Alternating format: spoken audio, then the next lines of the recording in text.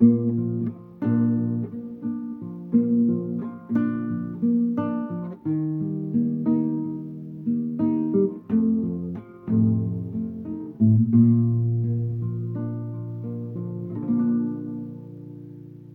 đến tìm con giữa cuộc đời này và kín đầy con đôi mới mỗi ngày.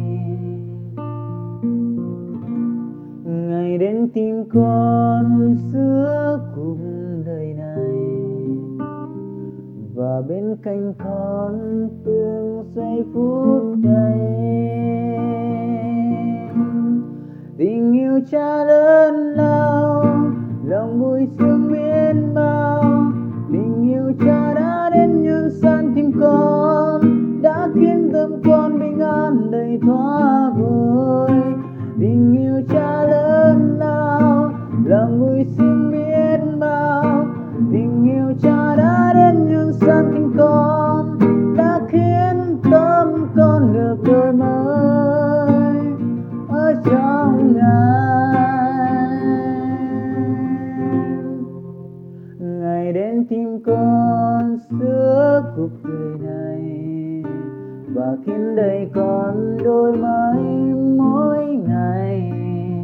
Ngày đến tìm con giữa cuộc đời này và bên cạnh con từng giây phút đầy.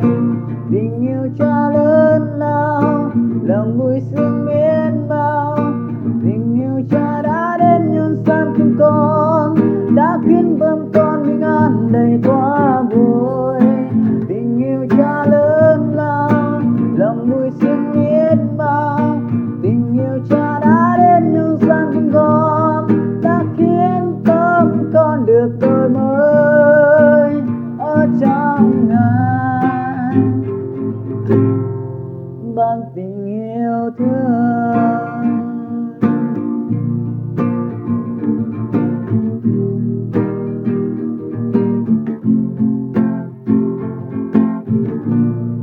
ngày đến tìm con giữa cuộc đời này và kiếm đầy con đôi mới mỗi ngày. Ngày đến tìm con giữa cuộc đời này và bên cạnh con từng giây phút đầy. Tình yêu cha lớn lao, lòng vui sướng biết bao. Tình yêu cha đã đến nhân gian tìm con, đã khiến tâm con bình an đầy thỏa vui. Tình yêu cha lớn lao, lòng vui sướng biết bao. Tình yêu cha đã đến nhân gian tìm con, đã khiến tâm con được đổi mới ở trong Ngài. Ban tình yêu thương.